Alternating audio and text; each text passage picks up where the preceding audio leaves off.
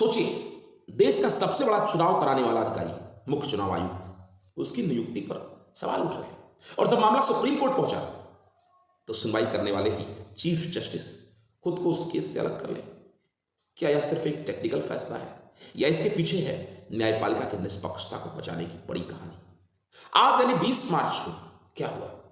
आज supreme court में CC यानी चीफ इलेक्शन कमीशन की नियुक्ति से जुड़ा मामला फिर उठा। सुनवाई शुरू होने से पहले ही सीजेआई ने कहा कि वे इस केस की सुनवाई नहीं करेंगे और खुद को बेंच से अलग कर लिया।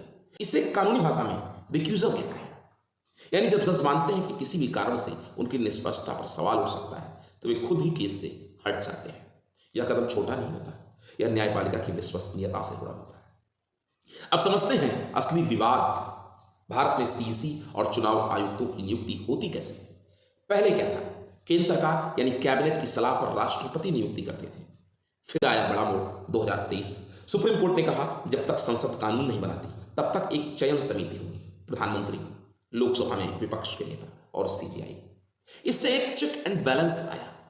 लेकिन फिर 2024 में नया कानून आया। सरकार ने कानून बनाकर सीजीआई को हटाकर एक केंद्रीय मंत्री को समिति में शामिल कर दिया। यानी अब समिति पीएम प्लस मंत्री प्लस विपक्ष का नेता। यहीं से विवाद शुरू हुआ। क्या इससे सरकार का प्रभाव ज्यादा हो गया?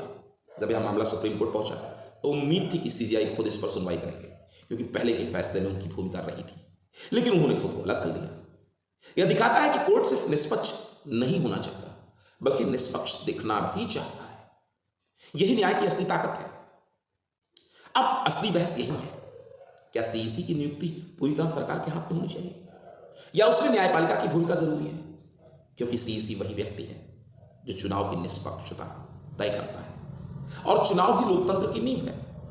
अब एक दिलचस्प तर्क सामने आता है, अगर सीईसी की चयन समिति में सीजीआई होना चाहिए तो फिर सीजीआई की चयन प्रक्रिया में भी पीएम को होना चाहिए। पहली नजर में यह तर्क समानता की बात करता है, लेकिन यहां एक बुनियादी फर्क है, शक्तियों का विभाजन, सेपरेशन ऑफ पावर्स। भारत में 3 स्तंभ है, कार्यपालिका यानी सरकार, विधायिका यानी संसद, न्यायपालिका यानी सुप्रीम कोर्ट। इनका काम है एक दूसरे को संतुलित करना, ना कि एक दूसरे में घुल जाना। सीजीआई की भूमिका अलग है। सीईसी प्रशासनिक संवैधानिक पद है, लेकिन सीईसी की नियुक्ति कार्यपालिका यानी सरकार के अधिकार में आती है, तो इसमें न्यायपालिका कैसे हस्तक्षेप कर सकती है? जबकि सीजीआई न्यायपालिका का प्रमुख है।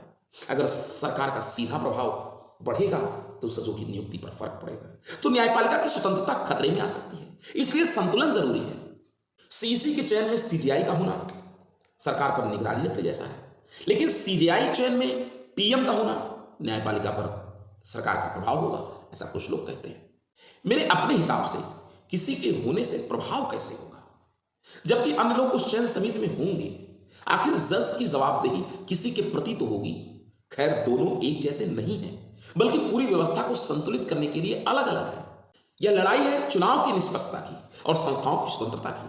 अगर नियुक्ति प्रक्रिया पर भरोसा कमजोर होगा तो पूरे लोकतंत्र पर असर पड़ेगा। आज सीजीआई का खुद को अलग करना एक संदेश है कि न्याय सिर्फ होना नहीं चाहिए, देखना भी चाहिए। और सीईसी की नियुक्ति का यह विवाद हमें याद दिलाता है कि लोकतंत्र सिर्फ वोट से नहीं चलता, बल्कि उन संस्थाओं से चलता है जो उस वोट को निष्पक्ष बनाती है। अब सवाल हम सबके सामने है, क्या हम मजबूत संस्थाएं चाहते हैं या मजबूत नियंत्रण? लेकिन मैं अपनी व्यक्तिगत राय रखता हूं। क्या गारंटी इस बात की कि सीजीआई हमेशा निष्पक्ष होगा? चीफ जस्टिस हमेशा राग द्वेष से विरक्त होंगे? क्या वो मानव नहीं है? क्या उनसे त्रुटियां नहीं हो सकती हैं? उनके रहने से ही सारे फैसले सही होंगे? ऐसा तो कंपलसरी नहीं है। और अगर ऐसा कंपलसरी होता तो जिस समय संविधान सभा बननी थी, बाबा साहब ने बार बार इस बात पर जोर दिया कि supremacy to provide the chief justice of India is not the right thing. किसी एक व्यक्ति को सारी सुप्रीमेसी प्रोवाइड करना लोकतंत्र के लिए अच्छा नहीं है, क्योंकि सीजीआई राग द्वेष से मुक्त नहीं हो सकता। कोई किसी के मामले में हस्तक्षेप ना करे। जय हिंद दोस्तों, कैसे हैं आप? उम्मीद करता हूं आप सभी अच्छे होंगे। आपसे छोटी सी गुजारिश, इस चैनल को सब्सक्राइब करें और वीडियो को लाइक जरूर कर दिया करें। थोड़ी मेहनत लगती है,